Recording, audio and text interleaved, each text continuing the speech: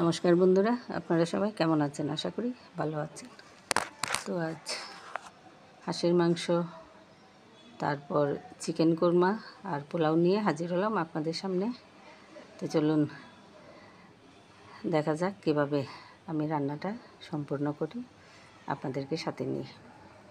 তো আজকে বেশ কিছুদিন ধরেই আমার ছেলে চিকেন কোরমা খাবে।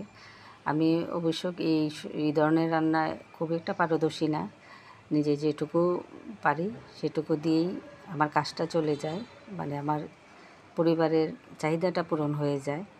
হ্যাঁ, তো আপনারা কিভাবে রান্না করেন আমি জানি না, তো আমি আমার মতো করেই কোরমাটা রান্না করব।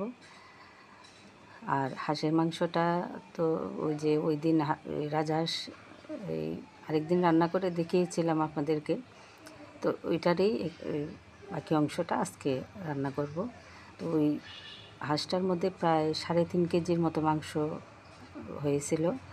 তো এতটা মাংস তো আর একসাথে খাওয়া যাবে না, তো একটু রাইখা দিয়েছিলাম। তো আজ ভাবলাম যে ছেলেও চলে যাবে, তো ওর উদ্দেশ্যেই রান্না করা, যে ছেলেকে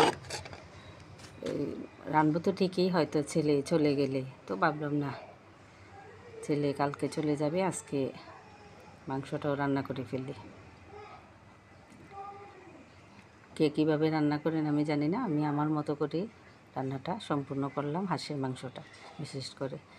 আর এই যে কোরমাটা এমনি রোস্ট করলে বেজে নেই, তো কোরমা যেহেতু সেটা আর বাজবো না, এটা এই যে একটু দই আর লবণ দিয়ে মাখিয়ে রাখছি আগেই। আর কিছু মশলা এটা আমি আস্তায় দিয়ে দিছি, জায়ফল, জয়িত্রী, তারপরে গোলমরিচ, কালো এলাচ, দারচিনি, এলাচি, এই লবঙ্গ, সব মশলাই আমি আস্তায় দিয়ে দিছি।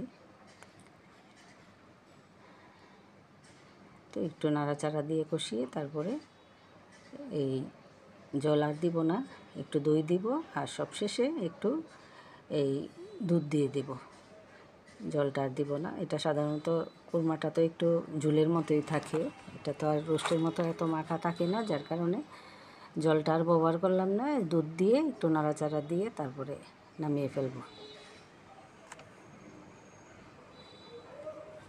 আমার বড় সব ভোজন রসিক, শুধু খেতে চায়, একবেলা একটু মন্দ কিছু হলে আর খাওয়া যায় না ভিতরে। এত ভোজন রসিকের পাল্লায় থাকলে তো সারাদিন রান্না করেই থাকতে হবে, যেটা আমার বেলায় হয়, আমার সারাক্ষণই রান্না করে থাকতে হয়। এটা সবটা তো আর ভিডিওতে তুলে ধরা সম্ভব না। এই সকাল 7:30-7:30টার দিকে চুলাটা জ্বালাই, ঠিক 3-3:30টার দিকে চুলাটা অফ করি।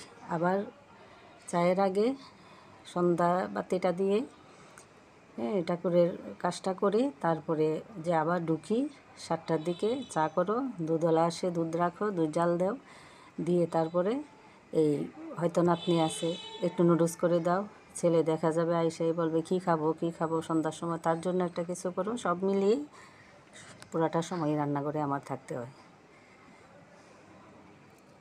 তো রান্নাবান্না শেষ, সবার খাবার টেবিলে দিয়ে এসে আমি আজকে নাতনিকে নিয়ে এখানে বসলাম। তো আজ এই পর্যন্তই। ভালো থাকবেন, সুস্থ থাকবেন, আমার পাশে থাকবেন। ধন্যবাদ সবাইকে।